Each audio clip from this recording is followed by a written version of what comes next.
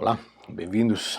Estamos dando continuidade àquilo que nos propusemos de dar uma vazão a esses capítulos do livro de Roger Olson, 2000 anos de tradição e reformas, é o subtítulo do livro dele, História da Teologia Cristã, enfatizando de que esse daqui não é o vídeo da aula, mas sim um vídeo de suporte, um vídeo de apoio, que você vai se beneficiar dele porque está em formato público, mas as nossas aulas vão às quintas-feiras às 19h30, perdão, às 8 horas, né? E elas têm duração de 1h30. A motivação desse vídeo é que o outro ficou incompleto. Aquele dia meu filho pegou dengue e nós tivemos que dar a atenção devida. E então estivemos revisando e tudo mais. Já está tudo certo, mas aí vai ficar cortado, né? Essa aqui é a situação que nós temos. E tínhamos parado mais ou menos na metade deste capítulo, né? O capítulo de número 15, Calcedônia protege o mistério, e justamente estávamos dando as antecipações, fazendo os rodeios necessários para chegarmos justamente no concílio. Nós já tínhamos falado dos outros contextos, mas nos faltava um pouquinho enfatizar em duas personagens que são importantes para entendermos a realização do Sínodo dos Ladrões e depois a realização do concílio em si mesmo, o concílio de Calcedônia, e quem que convoca esse concílio, as situações políticas que haviam, para além da questão teológica. Então, para aqueles que lembram, né, a situação anterior tinha sido de uma profunda divisão entre duas escolas teológicas, Antioquia e Alexandria. No concílio anterior, a Antioquia tinha se visto beneficiada, por mais de que tinha chegado numa fórmula da reunião, em 433, em que Cirilo, junto com João de Antioquia, assinam tanto o resultado do concílio quanto a fórmula da reunião, mostrando de que estavam realmente concordando sobre aquilo, mesmo que tenha suas motivações políticas por trás, estavam, vamos dizer, alinhados na mesma página, mais para lá, mais para cá. Havia grandes diferenças. Mas era uma solução pactuada, não era uma solução, digamos, da natureza própria da questão teológica. Era uma solução que dava uma vazão para o problema, mas não era o resultado definitivo. E cristologia, na realidade, ele é um debate aberto até hoje, em muitos sentidos. Não é como o assunto trinitário, que ficou mais ou menos resolvido lá e pronto, acabou, é aquilo. Mas a questão cristológica, ela se presta a debates até hoje. Tanto é assim que este capítulo Olson vai nos trazer a questão de Lutero e como que para ele não há problema nenhum em que dizer Deus nasceu, Deus sofreu, que esse era o problema antes, né? Com Nestório e Cirilo era justamente a questão do Theotokos, né? E acabamos com Nestório deposto, né? Muito bom. Quando morre Cirilo, que ele vai morrer em 444, a convicção dele é de que ele tinha cedido o uso daquela frase duas naturezas, contanto fosse apenas para o estudo, não era uma questão essencial, né? Para ele haviam duas naturezas após a união. E ele repetia isso, não é uma coisa desconhecida, ele repetia esse fato, repetia essa convicção, mesmo tendo ele, junto com João, assinado a fórmula da reunião. Ele morre então em 444 e morre em paz, bem diferente de Nestório, que morre exiliado. Cirilo morre em paz, com os seus colegas, com a igreja, com a sua congregação. O que nós temos da vida de Cirilo é que era um homem que buscava a paz, sempre que possível, né? E nesse intuito foi que ele negociou aquela questão lá. É como se dizéssemos, bom, sim, podemos dividir o homem em, em corpo, alma e espírito, mas é só os efeitos do estudo, mais ou menos isso, não? Então, ele estava disposto, diz Olson, a conviver, né, com o mistério e com a ambiguidade, né, da declaração. O mistério da encarnação e a ambiguidade da declaração, tanto do concílio, né, quanto a fórmula da reunião. Na ideia dos dois, de João e de Cirilo, Roma tinha coisas mais urgentes, talvez mais terrenas, com as quais se ocupar. Quando eu falo em Roma agora, nós temos que lembrar de que a situação política do Império já era bem decadente, iria ser muito mais ainda, mas no sentido de que basicamente o Império do lado ocidental estava sem imperador. O imperador passava a maior parte do tempo em Constantinopla e as invasões bárbaras se davam de forma sucessiva. Havia regiões como a Gália, por exemplo, que tinha uma paz vamos dizer, negociada, porque quem governava naquela região era um súdito de Roma, era um fantoche.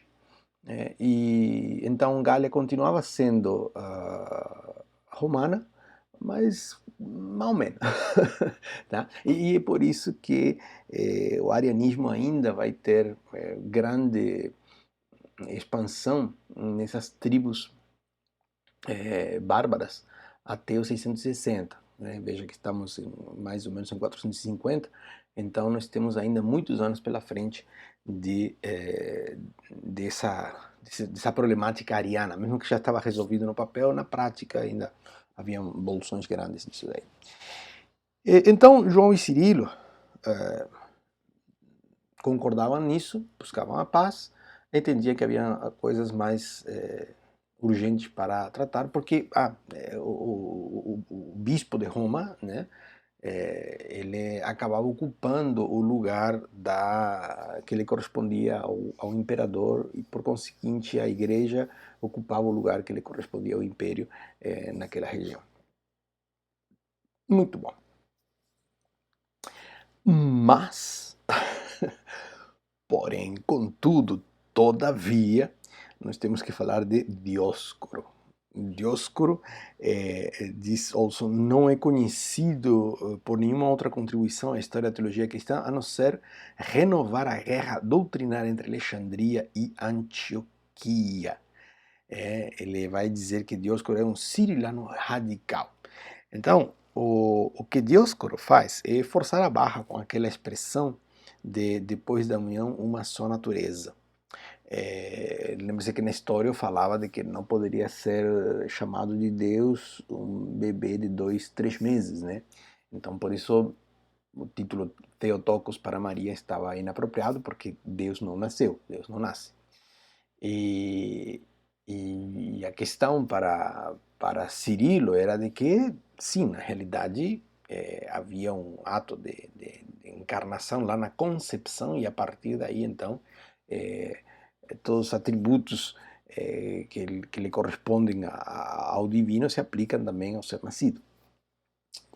Mas Dioscoro, que não era um homem de paz, Dioscoro, que buscava avivar essa guerra, ele traz à baila essa questão e vai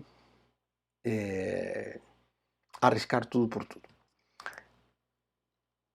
Esse Dioscoro, na história que vai seguir, ele vai jogar o papel político, né?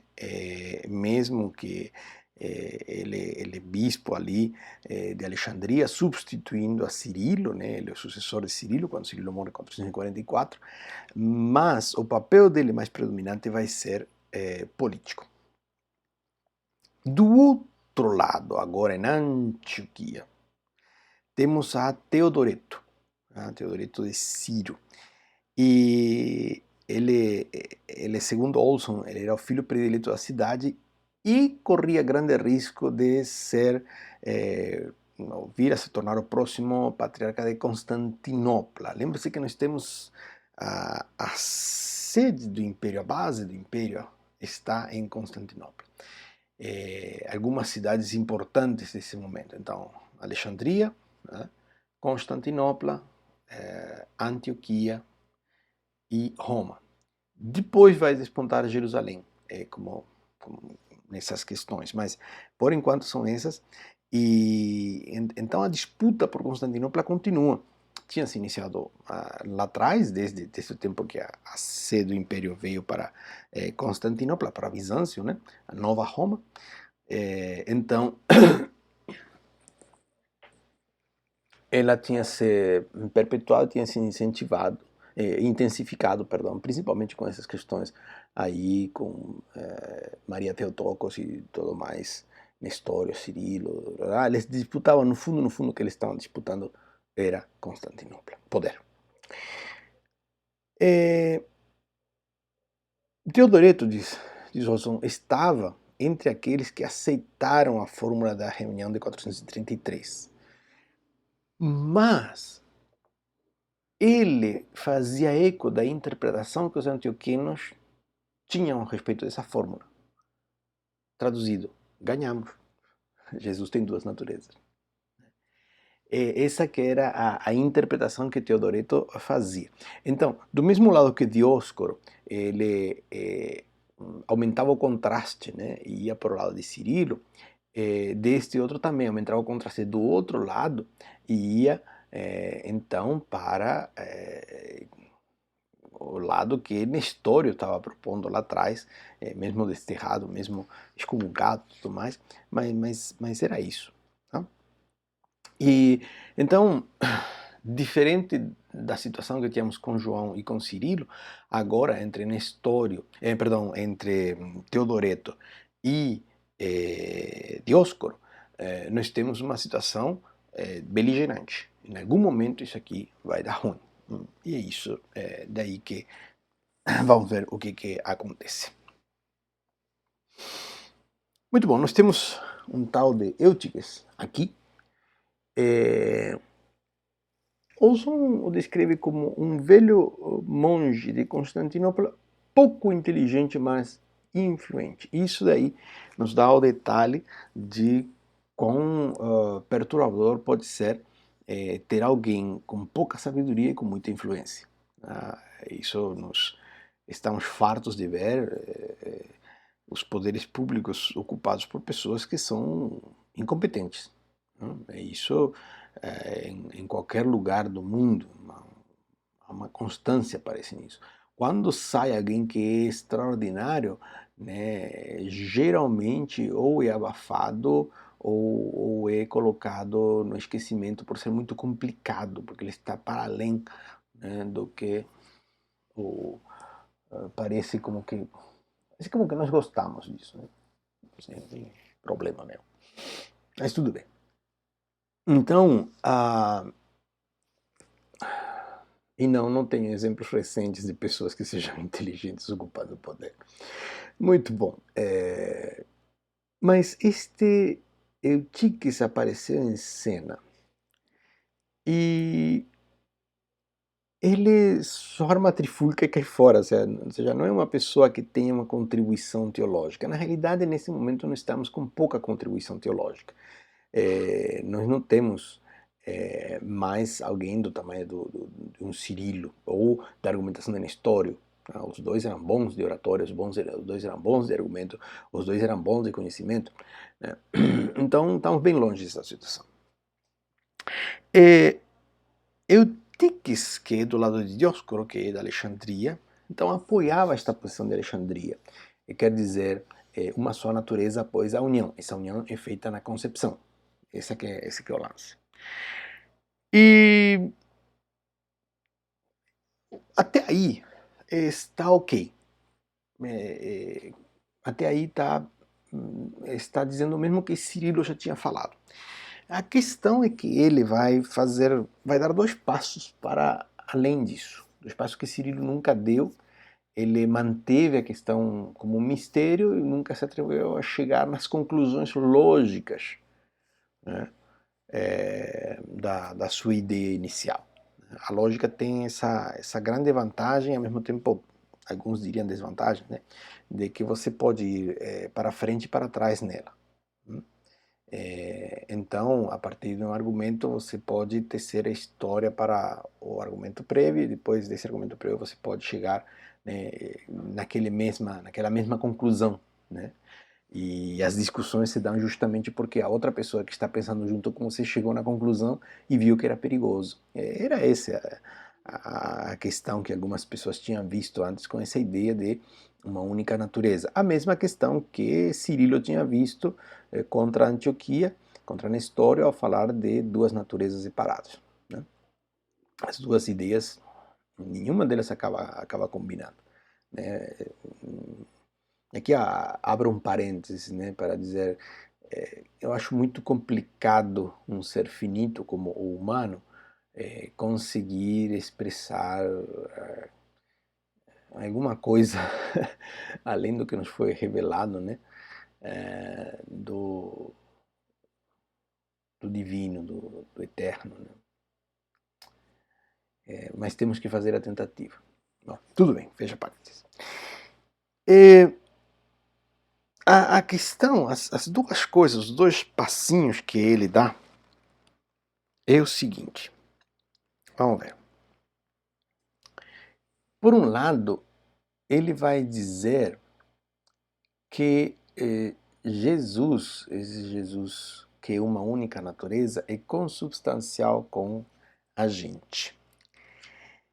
Essa questão ali parece que parece bastante simples na sua formulação, e é a primeira, evidentemente, conclusão óbvia.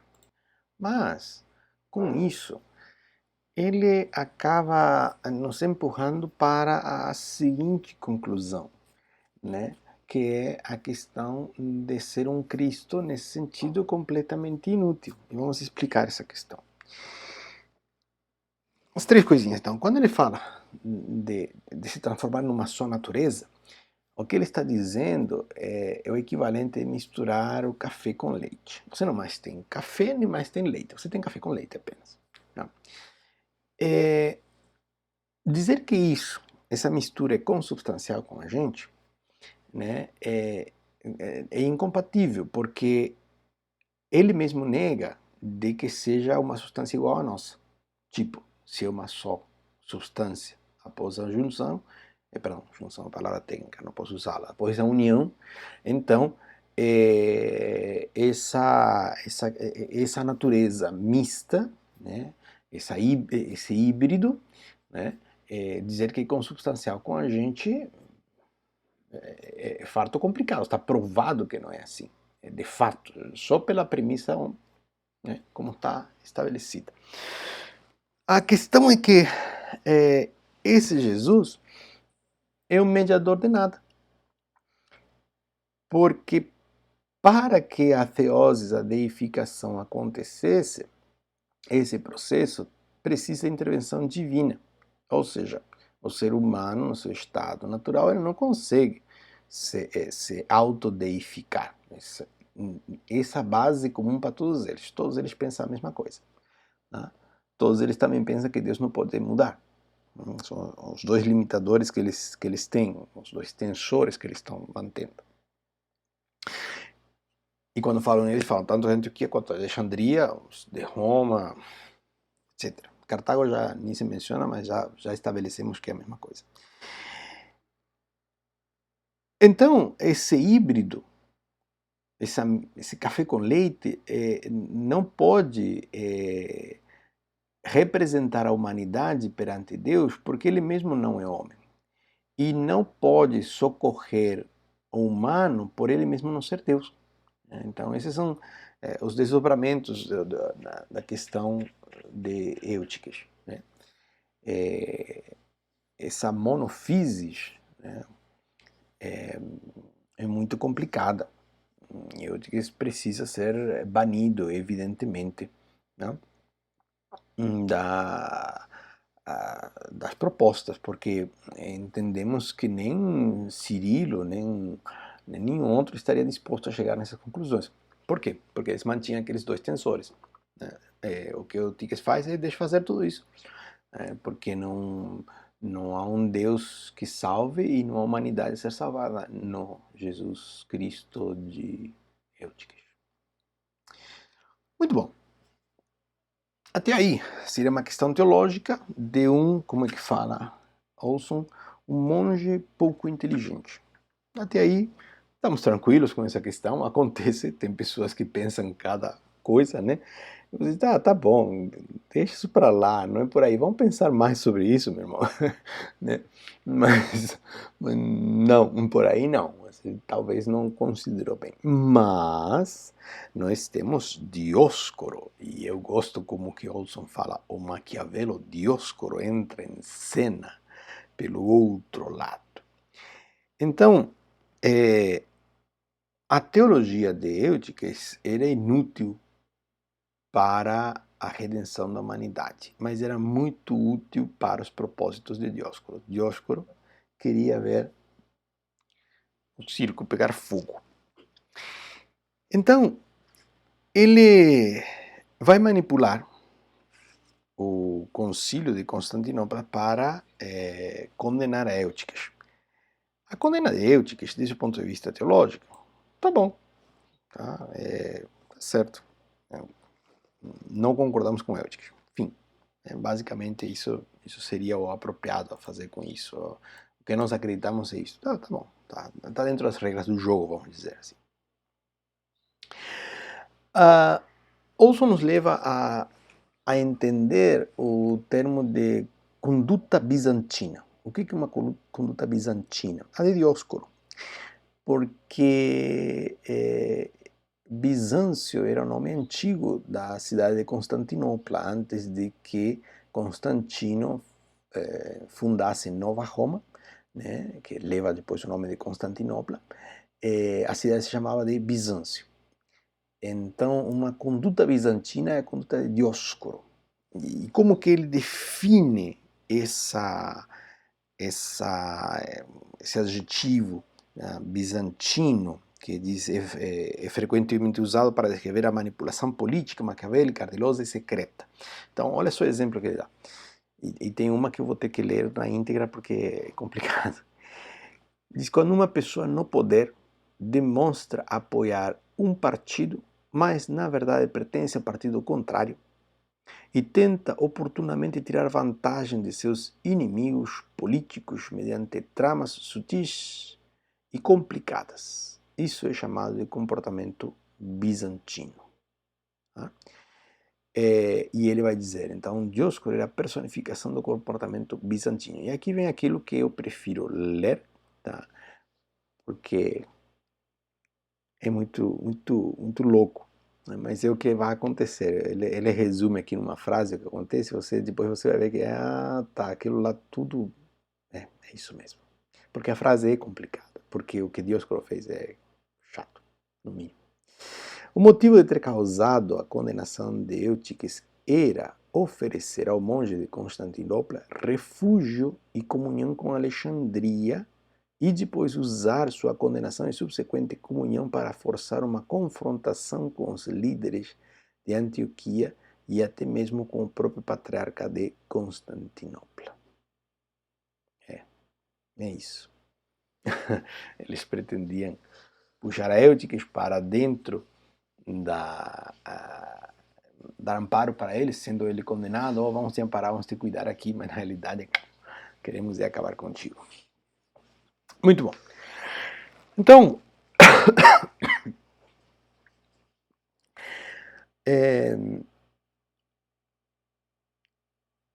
Eutiques move os pauzinhos dele. Tá? Ele tinha muita influência e ele apela para Leão. Leão era bispo em Roma e ele vai pedir essa ajuda para ele. Podemos já chamar do Papa Leão I. Olson vai nos trazer uma notinha aqui embaixo, diz, talvez o primeiro bispo de Roma que realmente funcionou como papa, no sentido de simplesmente governar boa parte da Itália e toda a igreja ocidental. Nós não estamos acompanhando a história do papado, então às vezes é importante dar umas notas de esclarecimento quando que a instituição surge, né? Porque até agora o que nós estamos tendo é que alguns bispos de Roma, como Estevão I, por exemplo, e agora Leão I, querendo a prerrogativa de que Roma fosse mais importante que o restante, e não havia um reconhecimento por parte da cristandade a respeito disso. Diz, não, somos todos iguais e tal. Mas, por causa da situação política, isso vai se tornando cada vez mais de ordem prático. Né? Por quê? Porque diferente de Antioquia, e até da própria Constantinopla, mesmo que era almejada, Roma ocupava um lugar de poder político, ali onde o poder político já não mais tinha aquele vigor de antanho, né, de outrora. Né? Então, essas são as questões. Então, Eutiques apela, pedindo ajuda para Leão. Leão vai acabar respondendo, mas enquanto isso, Dioscuro estava muito ocupado. Né? Fazendo o quê? Bom, ele estava usando as riquezas de Alexandria para seduzir o imperador. Essa que era a questão. Lembre-se que o imperador, originalmente, ele era partidário da teologia antioquena e de Nestório. Foi ele que colocou Nestório em Constantinopla. E no concílio anterior, ele foi voto vencido. E é por isso que eu comentei aquela questão de que não há uma transição muito clara entre quando que a igreja começa a ser formalmente Igreja Católica Apostólica Romana. Há uns degrauzinhos, umas tonalidades de cinza no meio. Não é preto no branco. Por isso que eu falei que a igreja ainda lutava, né? Porque ainda se enfrentava, em certa medida, ao imperador. Todavia o que está acontecendo em Roma é que ele está substituindo o imperador. Essa que é a coisa. Então, Alexandria queria seduzir Teodósio I e chamá-lo para as suas fileiras, para apoiar a sua causa. Por quê? Porque depois de que a decisão do concílio saísse, tinha que ter força de lei, tinha que ter vigor, e esse vigor vinha do império, não vinha da própria igreja. Tá? Uma igreja que não tem temor, pessoas que não têm temor de Deus, a única forma de impor isso é na base da força policial, né? Que não havia polícia naquela época, tá bom? Polícia é um invento mais moderno. Então, Dioscoro tinha tudo planejado, diz ele, né? E estava marcado para reunir-se em Éfeso em 449, mas só para garantir, levou para a reunião um bando de capangas, que por acaso eram monges egípcios. Caso as manobras políticas não conseguissem influenciar o concílio, talvez as ameaças de violência surtissem efeito. Então, isso vai nos dar a nota de para onde estamos indo com o concílio inteiro, com esse que vai ser chamado depois de Sínodo dos Ladrões. Por enquanto, se propõe apenas como mais um concílio ecumênico, tá bom? Ou seja, que toda a cristandade ia participar, representada nos seus bispos.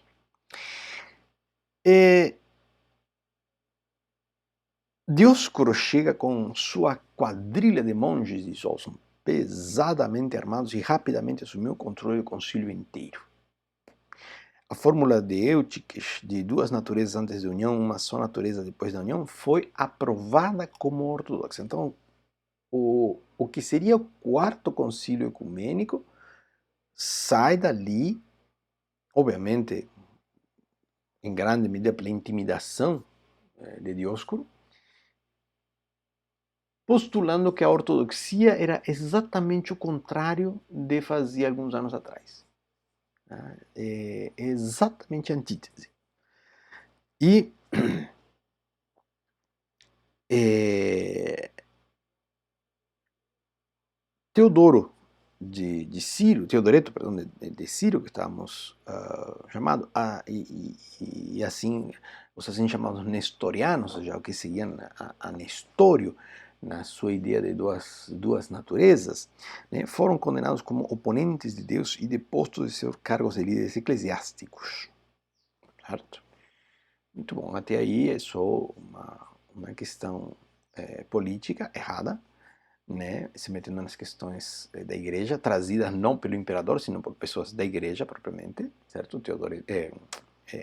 Dioscoro, né, tinha trazido isso para dentro, tinha orquestrado tudo isso, então tá ok. Até aqui tínhamos transgredido e era bastante, mas agora o que Olson vai trazer é realmente bizarro. Né? Alguns alexandrinos e muitos monges presentes, lembra os monges que ele tinha trazido, os capangas, né? Exigiram que fossem queimados.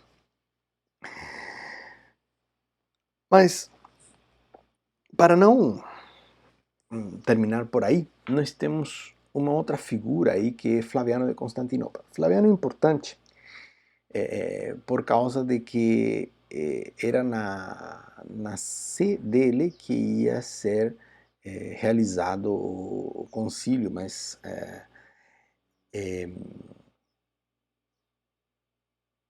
ele viu-se obrigado a apoiar o sínodo que condenou Eutíquez, um sínodo já que fora realizado em sua sé e sob sua supervisão. Né? Então, ele necessariamente tinha que se posicionar. Ele não podia simplesmente cair fora e dizer eu não estou ciente disso, não sei o que mais aconteceu porque eu fui embora, não quis mais participar. Se bem que isso não teria valor nenhum para o que aconteceu, mas tudo bem. Mas o que aconteceu com Flaviano? Lembram que Eutíquez tinha pedido auxílio a Leão I de Roma? Muito bom, Leão I de Roma escreve para Eutíquez, para Flaviano, na resposta de Eutíquez, né? E essa epístola se chama Tomo de Leão. Então, se você busca por aí, Tomo de Leão, você vai encontrar ela. Vai desempenhar um papel importante quando o equivalente do Quarto Concílio Ecumênico, né, seja realizado, como figura pacificadora, tá? Não como coisa ruim, como coisa boa. Né? Então essa carta que ele envia a Flaviano em resposta ao apelo de Eutíquez saiu pela culatra para o próprio Eutíquez. Por quê?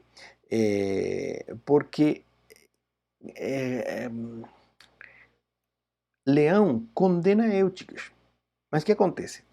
Eutíquez tinha sido declarado como ortodoxia no concílio, acabou de ser. Aí falamos, não, espera aí, nós temos Leão dizendo isto, tal, né?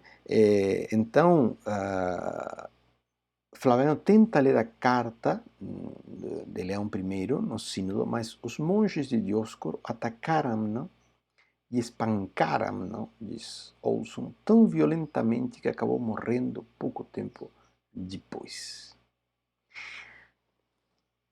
Isso não é, não é uma mancha, isso é um vômito em cima da história da igreja, evidentemente. É terrivelmente triste isso.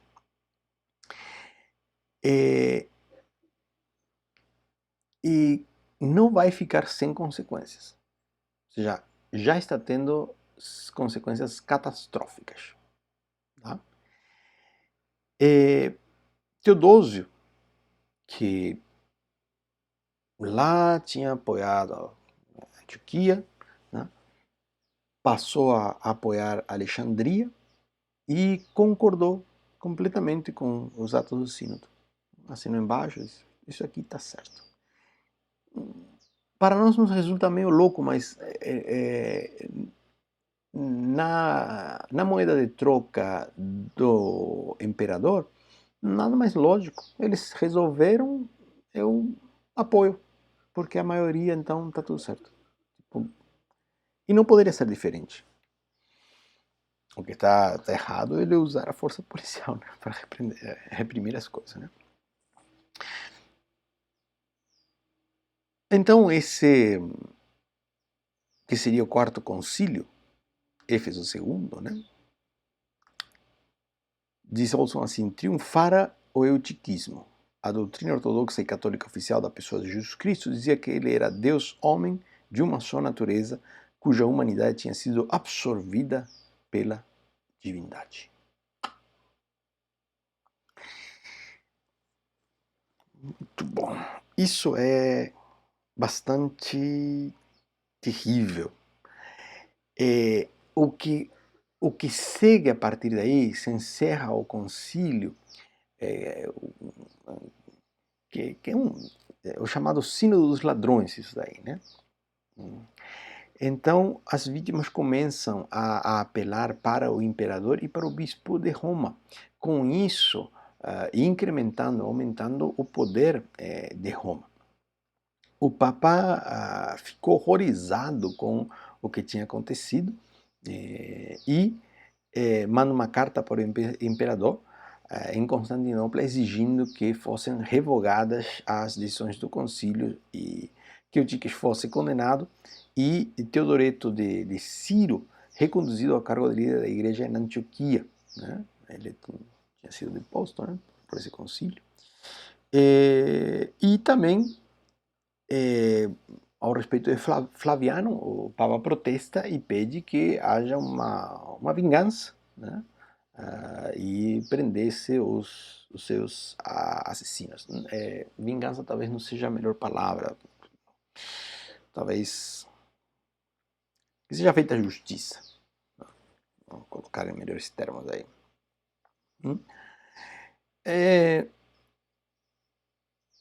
Ele vai atender ao apelo de Leão em 450 e rejeita todas as exigências de Leão. E, em especial, ele se recusa, Teodósio II se recusa a fazer um outro concílio substitutivo de este outro. Então, levou meses para Teodósio II dar uma resposta, quando dá uma resposta oficial, ou seja, essa é a posição do império. Não há mais nada a ser feito. Não? Leão, qual que é a atitude que Leão tem? E por isso que eu digo que não há como traçar uma linha tão clara, tão nítida. Né? A resposta de Leão foi começar a convocar um outro concílio. Tá? Um outro concílio ecumênico, sem o apoio do imperador. Para esta altura, as posições na igreja estavam tão divididas quanto o próprio império. O império estava correndo o risco de se dividir, como se iria dividir daqui a uns anos, né? E como a igreja, de fato, depois acaba se dividindo. Né? Mas nesse momento que temos, assim como o império corria o risco de se dividir e um imperador atrás do outro tentava manter a união, e a negociação com as tribos germânicas cabiam nessa questão de manter a união, assim também a igreja passava por esse momento de talvez repentina ruptura. Então, em julho de 450, a igreja a ponto de dividir-se, né? O bispo de Roma começava a convocar um concílio ecumênico sem a aprovação do imperador, diz Olson, e o imperador defendia os atos de um sínodo violento que ratificara a heresia como se fosse ortodoxia. Esse é o final ali desse assunto para Olson. O que ele vai trazer agora chama de intervenção divina. Olson.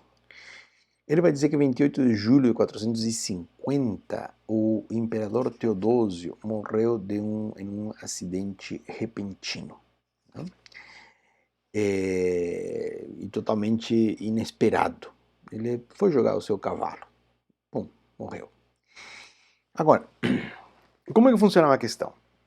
O concílio tinha decidido e o concílio tinha, vamos dizer, o seu poder moral, talvez, estabelecido. Nós vimos na questão do arianismo que isso não era tão profundo assim, porque o arianismo simplesmente caiu fora, foi comer pelas beiradas, né, se estabeleceu na beirada do império e ali permaneceu, né, muito tempo. Né. Então quem tinha o poder de imposição era o próprio imperador. Então quando Teodósio II morre, em 450, o que acaba também é o apoio que o Império estava dando à heresia, né? Não porque fosse heresia ou não, sino porque era resultado de um concílio, para eles não estavam nem aí com o cocada, né? Mas quem sobe ao poder é a tal de Pulquéria, com Marciano, seu esposo. Então, por favor, se forem colocar nomes para os filhos ou sugerir nomes para os netos, não façam isso, Pulquéria e Marciano, tá? Devem ter sido nomes muito bonitos na época. Mas Pulquéria é irmã de Teodósio II, e ela sobe ao poder, e a atitude dela é muito mais, vamos dizer, ciente das situações. Alguns querem ver talvez uma questão espiritual aqui no meio, eu até entendo, mas me parece que o que Pulquéria estava querendo era usar essa questão da igreja cada vez mais poderosa para mantê-la unida, como forma de também manter o Império unido. É a minha impressão, né?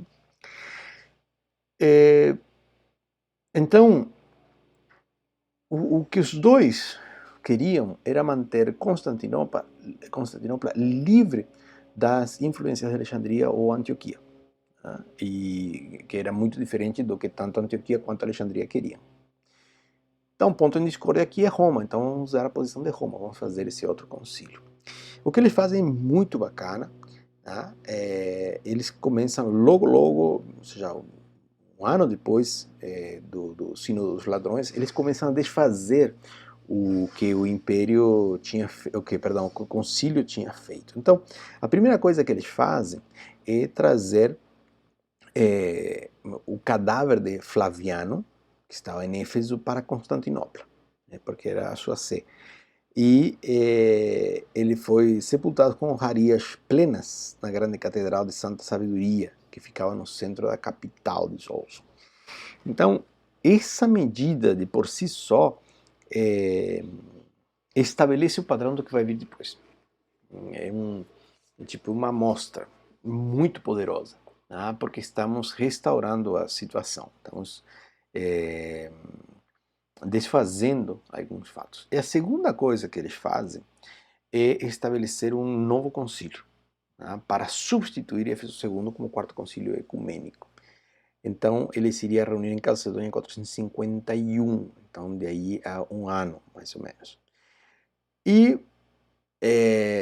nesse sentido, convocaram todos os bispos da cristandade, mas também distribuíram o Tomo de Leão, né, a carta que Leão tinha escrito para Flaviano por causa da cutucação de Eutíquez. Então foi distribuído entre eles antes dessa reunião. Isso também é uma amostra do que vai ser feito. O próprio Leão, diz Olson, inventou uma desculpa para não participar, mas enviou representantes. A razão é que ele estava meio desgostoso por este concílio ser realizado no Oriente e não em alguma cidade do Ocidente. Tá?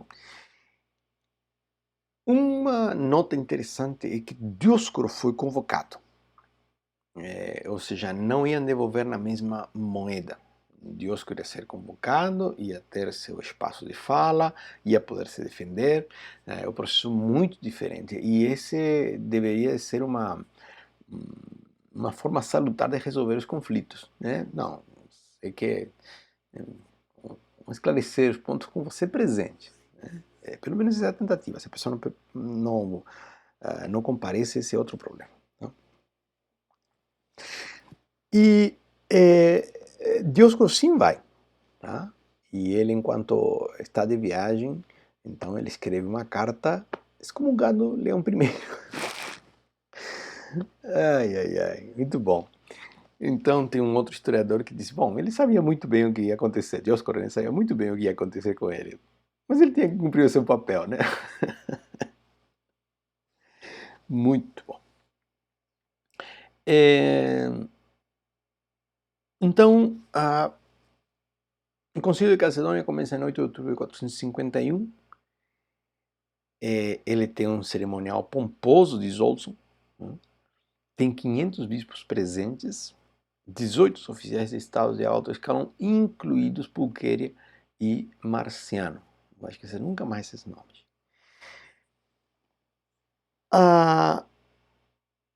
Dizem que os seguidores de Leão e dos antioquenos sentaram-se de um lado do grande salão e Dioscuro e seus seguidores do outro. Com isso, nós estamos dizendo que Leão concordava com a teologia antioquena, mesmo que ela vai sair bastante bem. Não necessariamente concordava com essa, mas como era que mais se parecia com a de outros teólogos latinos, evidentemente que era para lá. E também tinha a questão que o problema era tudo que Deus tinha feito, então eles necessariamente tinham que ficar do outro lado. Tá? Bem, me veio uma ilustração, mas está muito distante, então melhor não, deixar assim somente. Então diz que somente o poder imperial era capaz de colocá-los no mesmo recinto e mantê-los juntos. Essa é a anotação dele.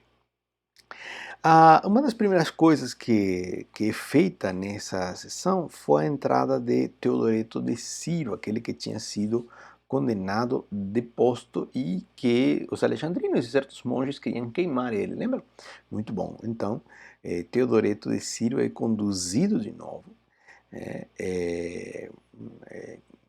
Aparentemente isso foi feito depois, e digo aparentemente porque eu estou me deparando com que não fui atrás desse detalhe, estou lendo agora, foi feito depois de que já estavam todos ali, porque diz, houve um princípio de um tumulto, mas a imperatriz e seus guardas impuseram a ordem entre os bispos e Teodoreto foi conduzido a um assento de honra. Então, bora lá a colocar as coisas em ordem e vamos começar então dentro desses limites. As atas do sínodo anterior, o sínodo dos ladrões, em Éfeso, foram lidas em voz alta e foram debatidas. É muito interessante o que foi acontecendo, porque diz, paulatinamente os partidários de Dioscoro abandonaram-no, tá? E também rejeitaram o sínodo dos ladrões. Já eles foram debatendo, eles falaram, não. E eles expressaram, diz Olson, remorso pela participação na perseguição de Teodoro e na morte de Flaviano. Muito bom. Quem que se mantém firme na sua posição? Dioscoro. Tá? Ele se mantém firme e diz que aconteceu em Éfeso e todas as suas ações foram legais, foram corretas, foram certas. Tá?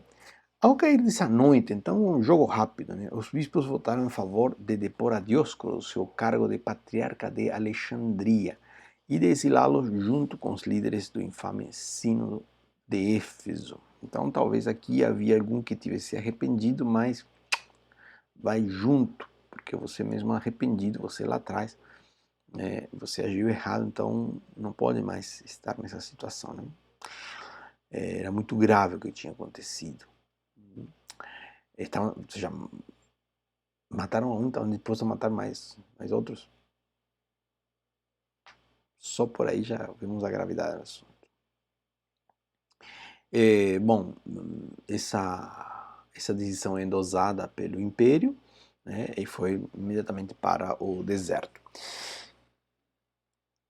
E há uma necessidade de uma declaração de qualquer crença ortodoxa.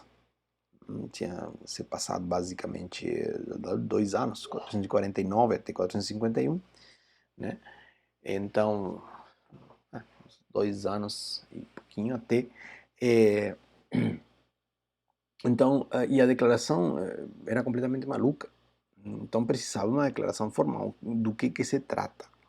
Então, havia que.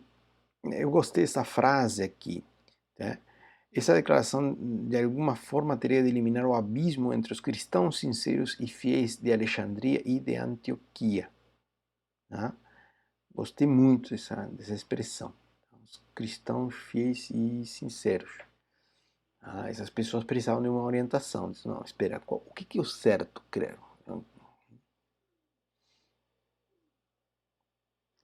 Muito bom. as verdades que existiam em ambos os lados teriam de ser preservadas e expressadas ou expressas, ao passo que os exageros teriam de ser evitados e até mesmo abolidos. Então,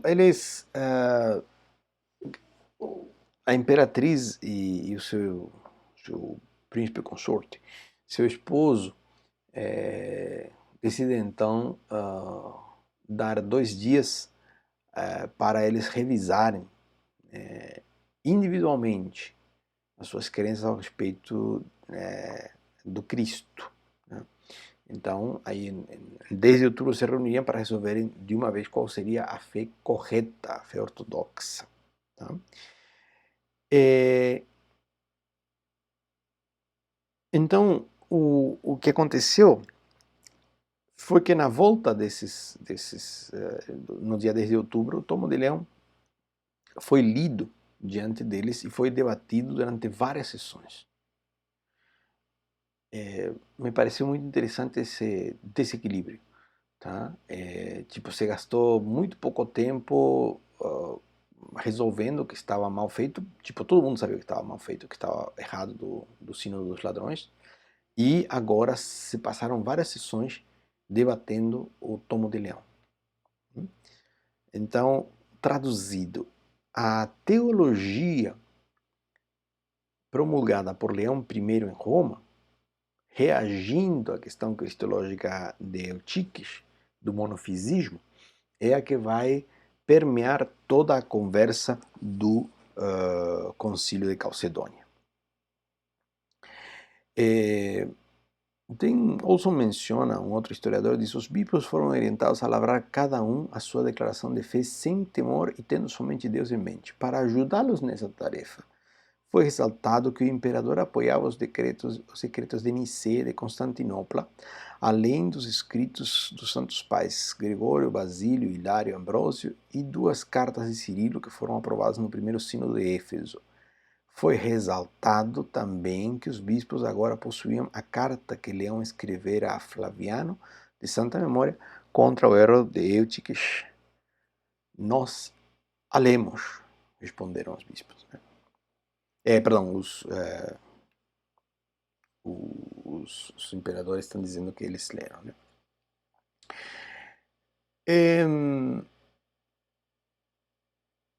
Os escritos de Tertuliano sobre a pessoa de Cristo serviram de pano de fundo do debate e da nova declaração de fé.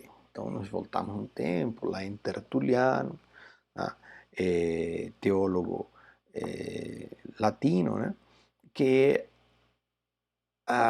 é aquele que nós falamos de que ele estava muito avançado na sua na ideia trinitária e sua ideia cristológica. Né? O mundo ocidental, nesse sentido, ele tinha chegado a conclusões bem antes que o mundo oriental, que nós estamos acompanhando o debate oriental. Então, Tertuliano, sobre a pessoa de Cristo, é lido, né? E vão servir de pano de fundo.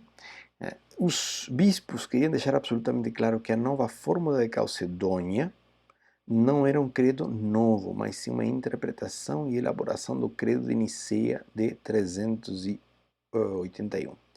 Foi finalmente aprovada e assinada pelo imperador e pelos bispos em 25 de outubro de 451. Aí eu gostaria de ler o que Olson vai trazer como a parte essencial dessa declaração, ou a definição de Calcedônia, porque lembre-se que nós começamos falando por que Calcedônia protege o mistério, tá? De que se trata essa questão, tá? Por que Olson coloca esse título que eu acho tão acertado. Então deixa eu ler para vocês o que ele traz como a parte principal. Diz: em concordância, portanto, com os santos pais, todos nós ensinamos unanimemente que devemos confessar que nosso Senhor Jesus Cristo é um só mesmo Filho, igualmente perfeito na divindade e igualmente perfeito na humanidade, verdadeiramente Deus e verdadeiramente homem, que consiste de alma e corpos racionais, consubstancial com o Pai e na divindade, é igualmente consubstancial conosco na humanidade, semelhante a nós em todas as coisas, à exceção do pecado, gerado pelo Pai antes de todos os séculos, no tocante à sua divindade. E assim também, nesses últimos dias, por nós e por nossa salvação, foi gerado pela Virgem Maria, Theotokos, no que diz respeito à sua humanidade. Um só e o mesmo Cristo, Filho, Senhor, unigênito, revelado em duas naturezas, sem confusão, limite número 1, sem mudança, número 2, sem divisão, número 3, sem separação, 4, os 4 limites de Calcedônia. A diferença de naturezas não pode ser eliminada de modo algum por causa da união, mas suas propriedades de cada natureza são preservadas e reunidas em uma só pessoa, prosopon, e uma só hipóstasis, não separada ou dividida em duas pessoas, mas um só e o mesmo Filho unigênito, Verbo divino, o Senhor Jesus Cristo, conforme os profetas do passado e o próprio Jesus Cristo nos ensinaram a seu respeito e o que Deus, nossos pais, nos transmitiu. Então, essa questão ali da definição acontece um pouquinho antes, o fato finalizador, mas ela traz esses 4 limites, o qual o Olson vai tratar mais para frente. Tá? Esses 4 limites, eles propõem que você pode, dentro desse quadrilátero, andar tudo o que você quiser, mas passar por em cima de um desses limites está saindo do que nos foi revelado. E ele mantém um mistério, porque são limites bastante amplos, se você for ver. Claro, não são amplos o suficiente como para conter a divindade, mas são amplos o suficiente como para o ser humano conseguir expressar a respeito da divindade. Alguma coisa assim.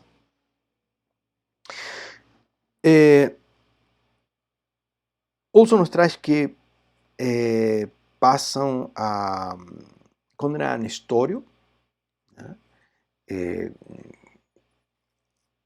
Já falamos disso, mas ele não tinha sido condenado ainda, ou seja, o Sino dos Ladrões sim o tinha condenado, mas evidentemente que tinha considerado o concílio completamente nulo, né? Ao ponto tal que eles resgatam algumas coisas de Cirilo que tinham sido aprovadas lá, mas a questão de Nestório é feita agora, é solucionada agora. Nestório já estava morto, né? E também Eutiques. Os dois saem com uma condenação. No caso de Eutiques estava vivo. Agora, são duas antíteses, né? Nestório por um lado, com suas duas naturezas, né? E este outro, isso, falecer. Uma questão Nestório para a questão do Theotokos, né? Que Deus não poderia ser encarnado. Então, e Eutiques, pelo outro lado, né, pelo monofisismo. O tom do concílio de Calcedônia foi decididamente anti-alexandrino. Né? Quando chegou ao fim, as pretensões e sonhos do domínio acalentados por aquelas já tinham sofrido um grande golpe. Né? O patriarca de Constantinopla é elevado à mesma posição de Roma. Então, nós temos dois grandes patriarcados, em lugar de ser Roma, se sobe Constantinopla. E aí sim nós vemos, então, alguns anseios de Roma que são prejudicados, né? Não é mais, não pode se dizer que ele é o primeiro entre os iguais, né? Como eles gostavam, né? Era o título conferido ao cargo, né? Quando Leão I soube disso, disse que ele rejeitou a declaração completa e continuou a argumentar a favor da preeminência de Roma sobre todos os bispos cristãos. Então, nós temos em outubro de 451, nós temos a declaração, né, a definição de Calcedônia, e o concílio vai se encerrar lá para fevereiro de 452. Há um decreto diz que nenhuma controvérsia adicional a respeito das questões de fé seria permitida e que doravante todos os cristãos teriam que adotar os ensinos de Nicea, Constantinopla e Calcedônia. Aí Leão de Roma aceita a essência do concílio, né? Ou seja, a definição de Calcedônia, mas não o finalzinho de levar Constantinopla, isso vai ficar em aberto, né? Por quê? Porque Calcedônia é basicamente uma análise do tomo de Leão, né? É isso. Então, feito. Aquela fé antiga de Tertuliano, aquela postulação de Tertuliano que nós já estudamos, né? Que aquele teólogo latino, então foi aceita e acaba que Oriente então e agora Ocidente estão alinhados mais ou menos na mesma página teologicamente falando. Jesus Cristo é uma só pessoa com duas naturezas ou substâncias. Assim como Nicea e Constantinopla declararam que, e eu gosto da declaração de Olson, assim como Nicea e Constantinopla declaram que Deus era três alguém em um único algo, também Calcedônia declarou que Jesus Cristo era um único alguém e dois algos, né? Então, Nicea e Constantinopla, Trindade. Calcedônia, Cristologia, né? E, por outro lado, Olson nos traz a nota de que muitos teólogos antioquenos consideraram que a definição de Calcedônia é uma vitória para a cristologia alexandrina, porque afirmava categoricamente um só filho e rejeitava qualquer separação ou divisão das duas naturezas. Dito de outra forma, aquela fórmula que você conhece de 100% homem, 100% Deus, né, constituídos numa única pessoa, surge daqui. E a Antioquia queria preservar a ideia de que na realidade era aquele monstro com duas partes pensantes, né, uma divina e outra humana. Então, é verdade, sim, que Alexandria, quanto seus desejos políticos, ela saiu lesada, mas como a teologia de Tertuliano acaba se parecendo muito com a dos alexandrinos, ou melhor, as dos alexandrinos, que são posteriores com Tertuliano, que é anterior, então acaba sendo visto desse jeito. Por outro lado, os alexandrinos consideravam que era uma vitória antioquena, porque afirmava categoricamente duas naturezas e proibia confusão ou mudança na sua união, que era isso que os alexandrinos não diziam, mesmo que eu se atreveu a dizer, de que havia então uma nova natureza a partir da união. Então isso também foi rejeitado. Traduzido em miúdos, nenhum dos dois se viu como vencedor pleno da questão. O que acontece é que houve um cisma permanente dentro da Igreja Oriental. Ele traz alguns detalhes aqui, diz uma parte significativa das igrejas de Síria, das regiões do leste da Síria, Pérsia e Arábia, não quiseram aceitar a nova declaração e se separaram da grande igreja para formar as igrejas nestorianas. Essas desenvolveram suas tradições e crenças e se isolaram da cristandade ortodoxa e católica. A maioria das igrejas do Egito também se recusou a aceitar a nova declaração de fé e se separou da grande igreja para formar as igrejas monofisistas independentes, né? Aquela do Eutiques, né? E por que do Egito? Porque era onde estava Alexandria, né? A igreja copta do Egito é o remanescente moderno deste cisma. A igreja copta foi, eu não sei se vocês lembram, faz alguns anos atrás, ela sofreu alguns atentados no tempo do ISIS, tudo isso. Bom, se bem ISIS ainda continua ativo, mas como está longe dos holofotes, a gente acha que não está, né? A igreja copta, ela sofreu alguns atentados, um atentado muito grande, pelo menos, recentemente. Muito bom. Para onde nós temos que concluir aqui? A verdadeira essência da definição de Calcedônia é conhecida como os 4 limites de Calcedônia: sem confusão, sem mudança, sem divisão, sem separação. Essas quatro expressões são limites em torno do mistério da união hipostática, as duas naturezas plenas e completas de Cristo numa só pessoa. Sem confusão, sem mudança. Protegem um mistério, né, da heresia do eutiquismo e do monofisismo, que tentam preservar a unidade da pessoa ao criar um híbrido, né, um terceiro algo, com a divindade e a humanidade. Sem divisão e sem separação, protegem o mistério da heresia do nestorianismo, que procura enfatizar a distinção entre a humanidade e a divindade, dividindo-as em duas pessoas diferentes. Então, a definição está dizendo, contanto que não ultrapasse nenhum desses limites, você pode expressar de várias maneiras diferentes o mistério da encarnação. Tudo o que ela realmente faz é expressar e proteger um mistério, e não explica coisa nenhuma. Muito bom. Esses dois grandes, Leão e Cirilo, né, Cirilo já estava morto havia tempo, né, morreu em 444. Então, eles são fatores de modelagem da teologia desta época.